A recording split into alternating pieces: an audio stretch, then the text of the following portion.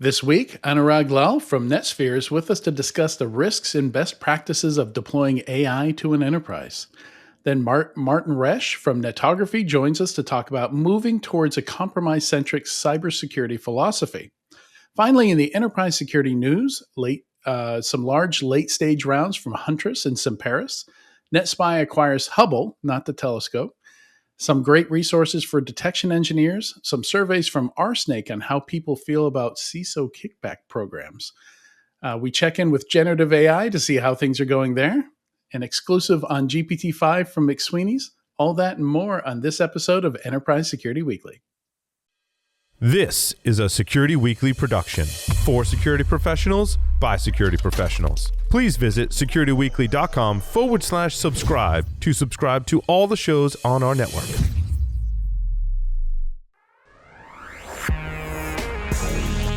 It's the show where we talk security vendors and aren't afraid to name names. It's Enterprise Security Weekly.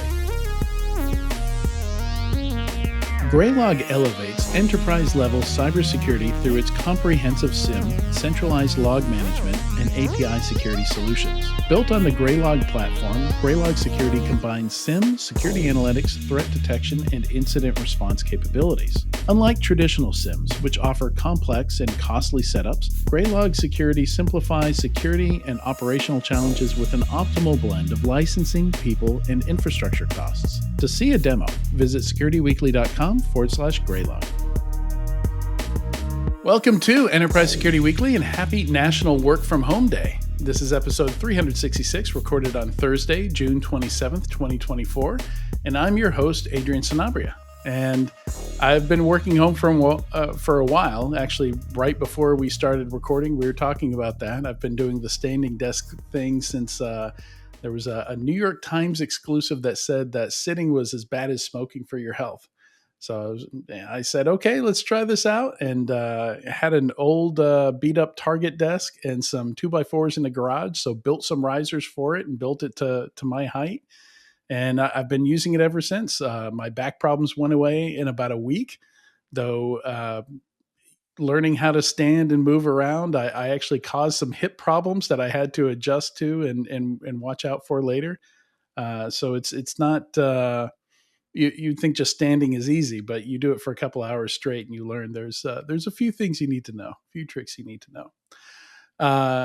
Quick announcement here. You can stay up to date with us on the website formerly known as Twitter for the latest show clips and updates. Find us at Sec Weekly and stay connected with our cybersecurity community.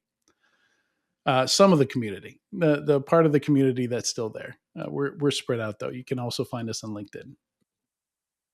So for today's first interview, we're talking about the risks and best practices of deploying AI to an enterprise with Anurag Lal, CEO and president at NetSphere.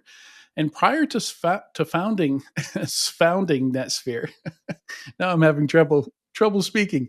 Anurag was appointed by the Obama administration to serve as director of the U.S. National Broadband Task Force. I wish we had time to ask questions about that because a few come to mind immediately. Welcome, Anand. How are you? Great to be here, Adrian. Thanks for having me. And actually, I did not realize that we had a National Work From Home Day. Is that something new? Or this came about after COVID, I'm assuming, right? So there's a national day for just about anything you can imagine. Absolutely. There were like a dozen other choices just for today. It became a marketing thing at some point.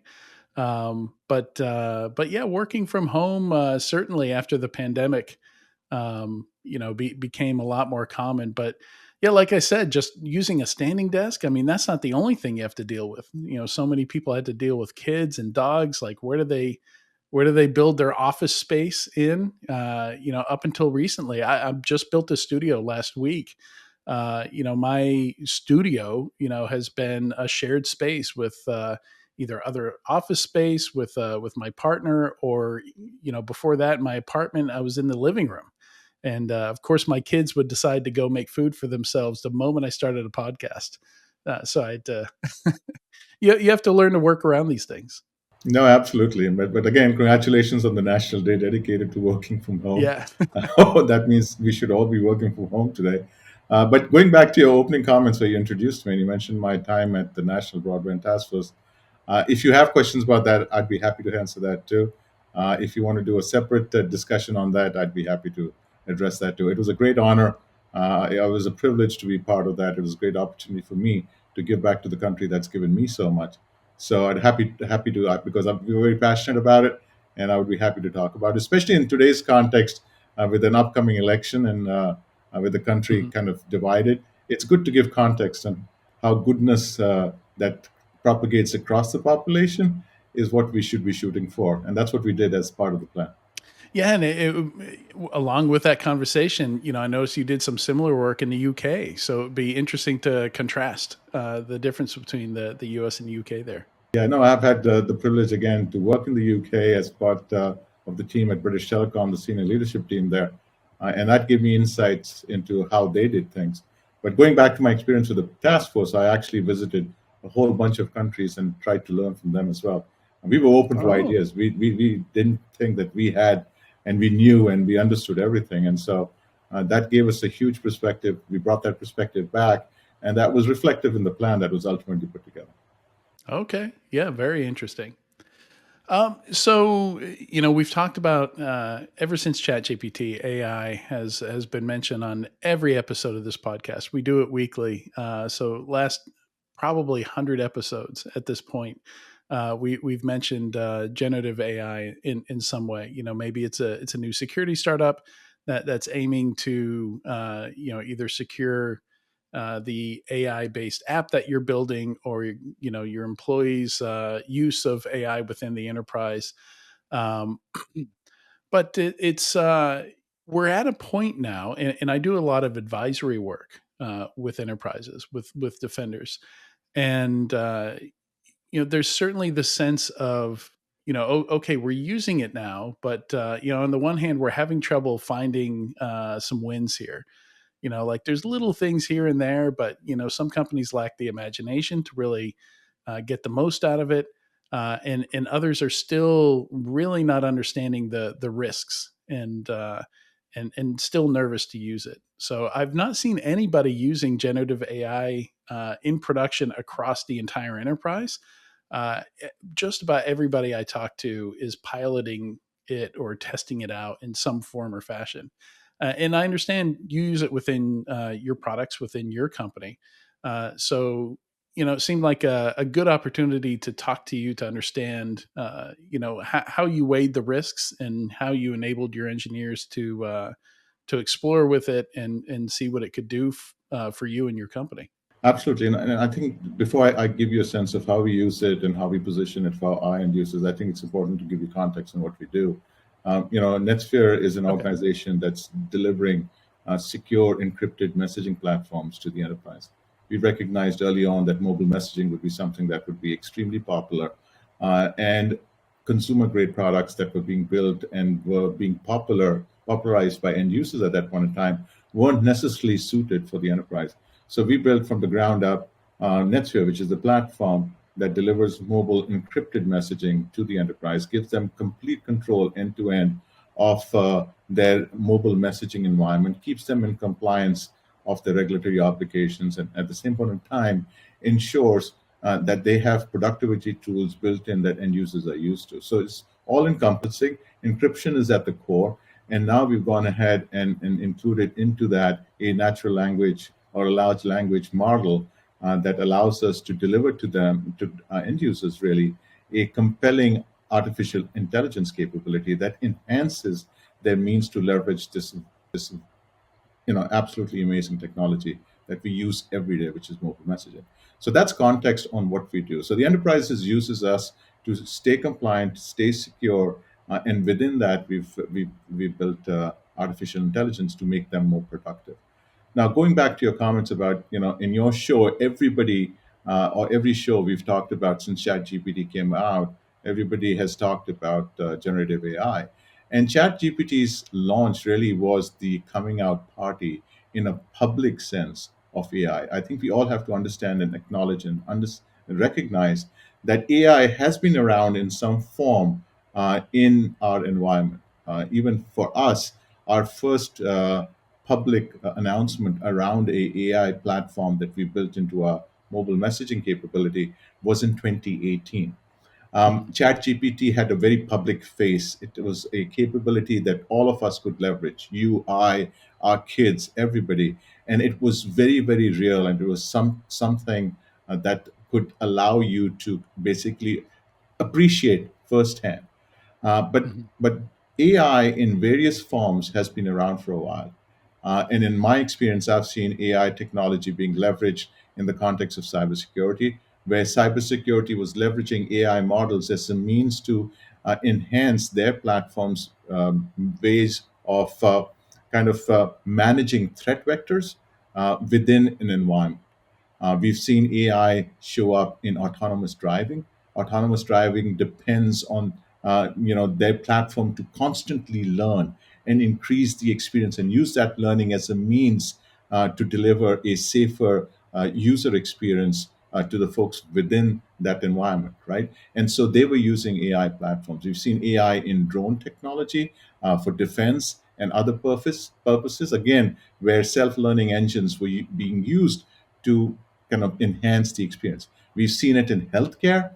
In healthcare, there've been institutions who've leveraged the years of experience that we've had with cancer and other diseases, and leveraged very large computing mechanisms as a means to use that learning as a way to enhance physicians' abilities to provide diagnosis and then provide a recommendation on treatment, if you may. So AI has been there. I think ChatGPT really put it on the front burner, if you may, and put it front and central into everybody's mind. And so now you have this whole range of AI capabilities that are open source and available to end users.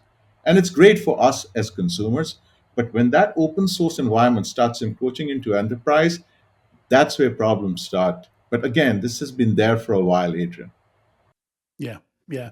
Yeah. I think, yeah, certainly having a chat interface, having a free SaaS based tool, the friction to interact with it and use it, and the form factor with it being a chat bot that can answer questions, that can kind of take the place of what we previously used Google to do, search engines to do.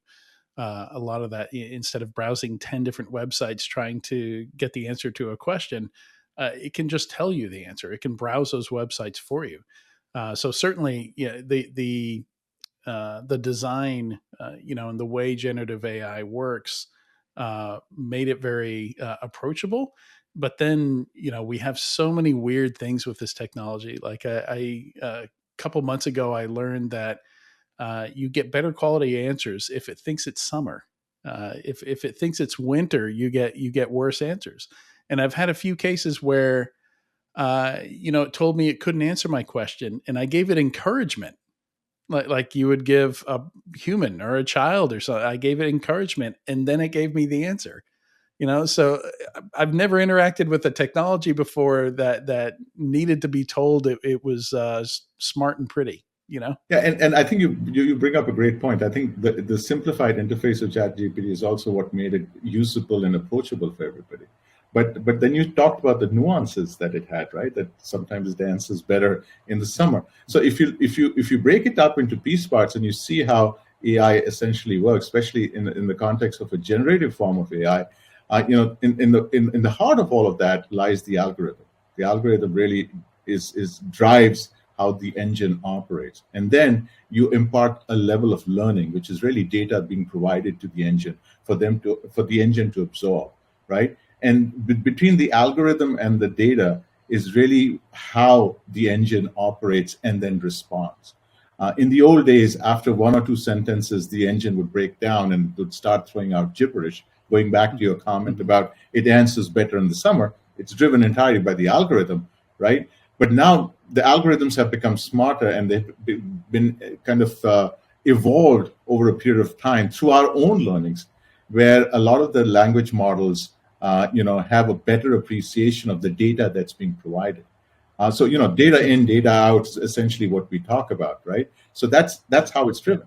But then at the same point of time, these models, have a tendency to kind of sometimes think on their own, and think may not be uh, they kind of hallucinate. It's a tricky Yeah, they way to they describe hallucinate, it. right? Yeah. So when we were developing Yeah. our language model for our own platform, we clearly knew that we couldn't use a open source platform because the core of our platform is security and encryption. Mhm. And if you're going to send our information out to an external platform, that security promise to our customers breaks down. We can't afford to do that. So we built our own large language model and then used that.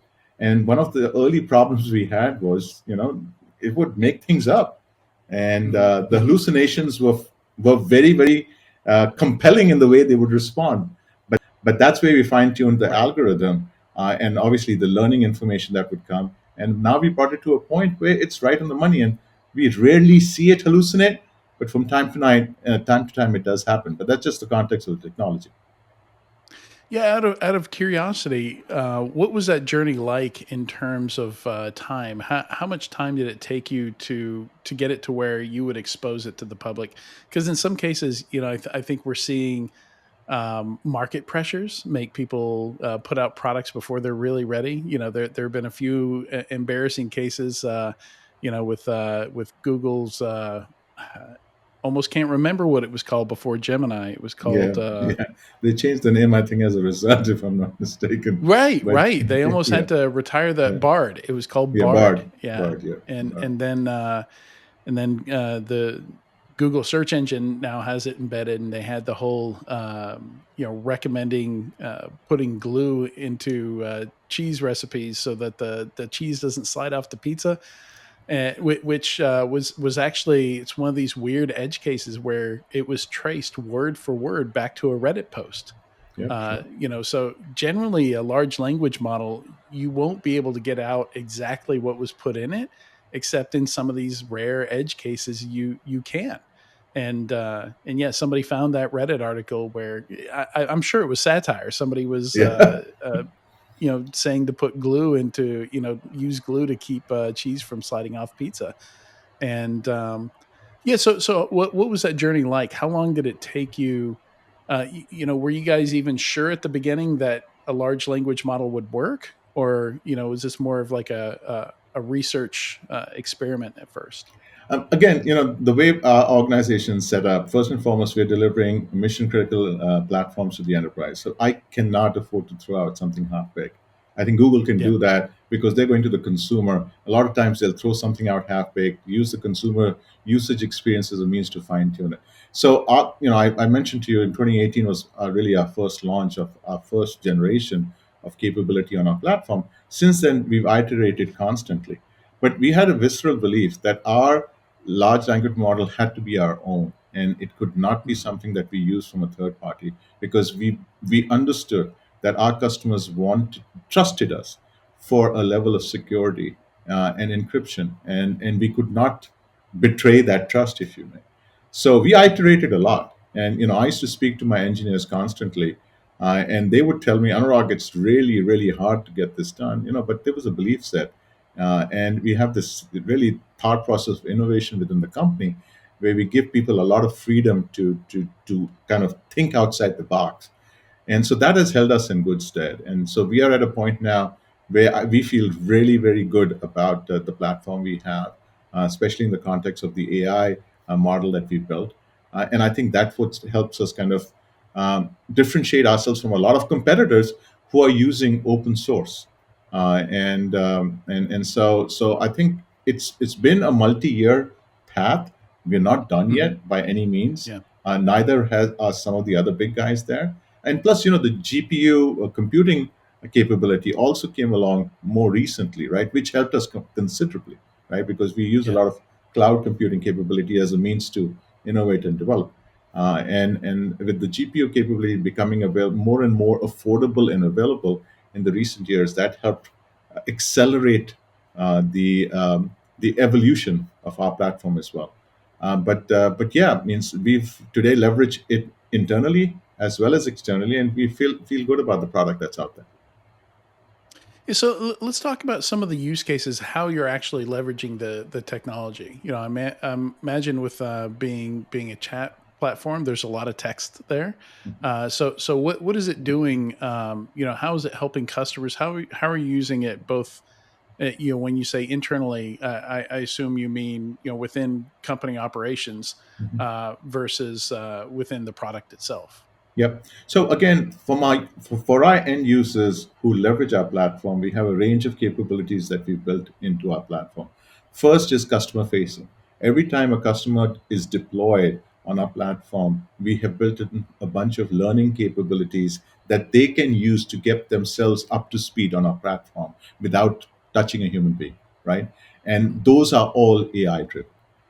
Then additional help and customer support is also driven through our AI engine, where we Mm. capture all the information, populate it, it goes out.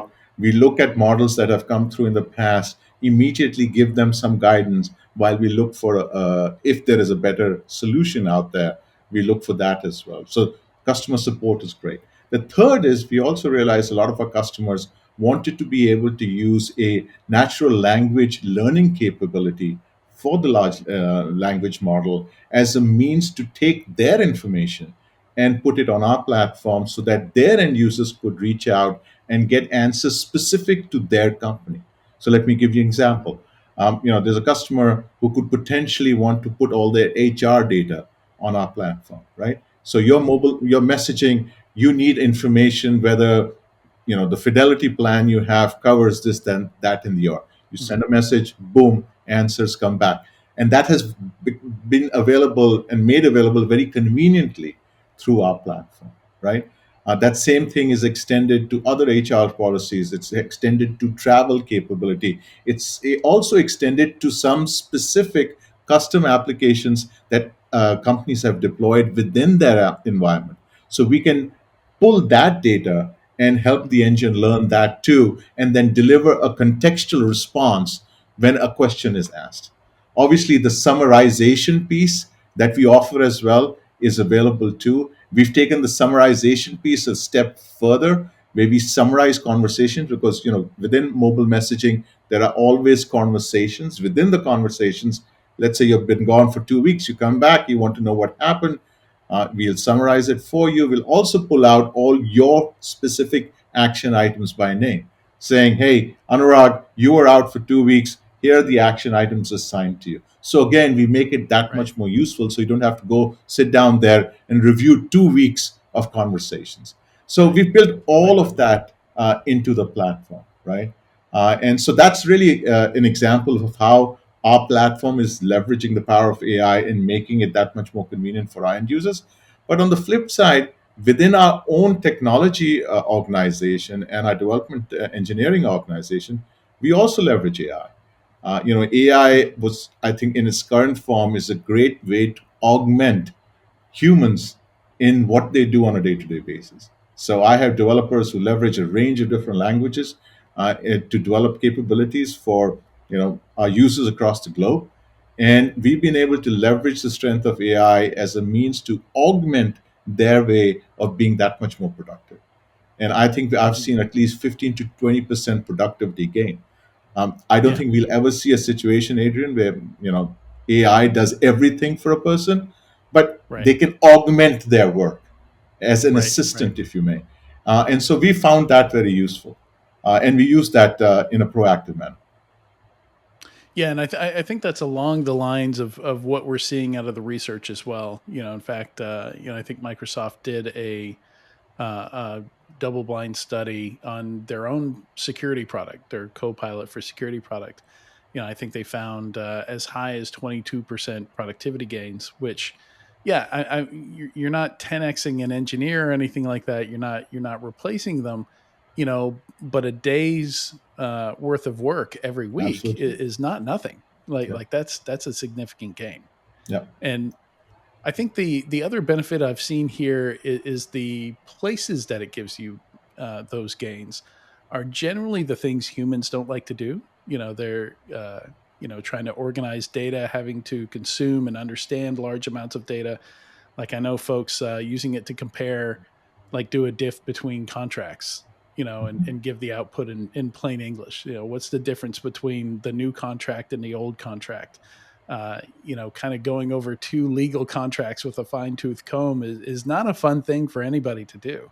Yep. So if we can have a tool do that for us and then give us the output, like we've been able to do diffs on two different text documents since the 80s, Sure. with Yep. I remember word that. processing Yeah. software. But the difference here is you don't have to interpret the output. Like it's just going to tell you in plain English. Yeah. Oh, they added this clause, and what this clause does is this. Yeah. Yeah. And I'll give you another example, which is really useful for us. My engineers, as they develop, they typically, we use the agile mechanism to develop product. And as we develop, they're testing constantly to make sure that they are adequately building on the use case delivered to them. But then once they've done that, they hand the platform over to our QA organization, and their job is to really viscerally test that platform and push it till it breaks, and their test automation comes in really well. So we've developed a whole set of our own test automation tools where AI comes in really handy, because here is an Yeah. iterative process. You got to test again, test case after test case after test case, because again, we want to deliver a quality product to our customers, right? Once they get that, they can count on this product. And for us to be able to do that, we want to make sure we put it through all that pain when it's still within our realm. And so that's where, again, AI comes in really handy. Yeah, absolutely. Any kind of repetition, anything where a human would make a mistake, after the fifth or sixth time, they're running through some kind of UAT testing or QA testing or Yeah, something like that. Sure. yeah. Yeah, I've seen developers use it to write their pull requests, Mhm. to write release notes and things like that. Yeah, it's interesting. And again, like those seem like small things, but when you do that day in, day out, like it's really nice. Like Yeah, it's I don't know, the equivalent of somebody carrying your groceries for you. yep. Like it's not life changing, but it's nice. Yeah. Yes, I agree. I agree. I agree. But again, as AI is now developing, I talk about this a lot, and I'll mention this here as well. We talked about generative AI. We talked about large language models. All of this is controlled by us. Over a period of time, there is a potential of this technology to kind of, within that generative environment, start developing its own thinking, if you may. And that's where challenges start to arise. And that's where I think it's really important. And going back to my time with the government, it's really important that we have guardrails, Yeah. that we develop closely working with the industry. And those guardrails are made available and made apparent very quickly, so that we cannot let the technology get away with itself. And you just need one bad actor who blames the lack of regulation as a means to go down a tangent, which could then take Mhm. something that has so far proven to be so handy and useful, and make that a challenge for the community. And that's where I think it's really important for the government to be very proactive. And I think the U.S. government could be a lot more proactive than they have been so far. And Mhm. that's something that I encourage constantly. Yeah, certainly. I will say this is the fastest I've seen recommendations and some of the standards and requirements come out. NIST has guidance out. There's an OWASP top 10 on it. We've had three or four White House executive orders mentioning it. So certainly but on the other hand, everybody's just trying to catch up and understand it enough to figure out what those regulations should be. So, I mean, that's a good question. We've seen some negative examples, of where this technology can kind of get away. The case, I'm not sure if you're aware of the case with Air Canada, where they had a large language model based support agent make up a refund policy. And Air Canada didn't want to honor that policy, but the customer took them to court, and the judge said you have to honor it. So, that's you're talking about using it for support. You can hand it a knowledge base, or in your support scripts and your frequently asked questions, and it can do great with that. But the problem is it can do so much more, and it will unless you put those rails on it. So So, what are some of the challenges you've run into there? Do you have to put some very tight alignment around it? Is there system prompting behind the scenes that tell it don't answer these sorts of questions, or are you having to do something where you scan the output and make sure it doesn't have things in it that have nothing to do with what its job is? Going back to your comment about executive orders issued means I think the executive orders have not gone far enough. I think I would love to see Okay. those Okay. executive orders to show up as non-bipartisan bills in Congress that ultimately become laws, because that's when they really have teeth. But going back to how do we manage, even the executive orders very specifically said they put the onus on the industry that, hey, you develop your own guardrails and you're responsible for making sure that you don't build in and don't provide data that provides an AI bias and there's no discrimination and all of that stuff, right? That's just one example of, you gave another example of Air Canada, right? But when we were building our own platform, we were very, very conscious of this. And we wanted to make sure that we built in enough controls within the technology itself, where if it got to a point where it didn't have the information, we didn't allow it to at least hallucinate as much. Again, it goes back into the way you develop the algorithm, right? So I'm assuming that Air Canada engine hallucinated on its own and came out with a new policy because it wanted to provide a response, right? There was no ill will there. Right. So it was told to provide customer support, and it was provided data. But again, that's why the algorithm and making sure your algorithm is pure and has the checks and balances is very, very important. So we spent a lot of time, and that's why when I explained early on, we brought hallucinations down to literally zero. You cannot entirely get rid of them because that's just the nature of the technology. But that's where the algorithm is really important, and controlling it and managing it and building it appropriately will get you the right results. Right. Yeah, I imagine a lot of it comes down to the use case. If what you need it to do is very specific, it isn't very broad, like providing a search engine. Like it's very hard to put guardrails on that because you want it to be able to answer everyone's questions within reason.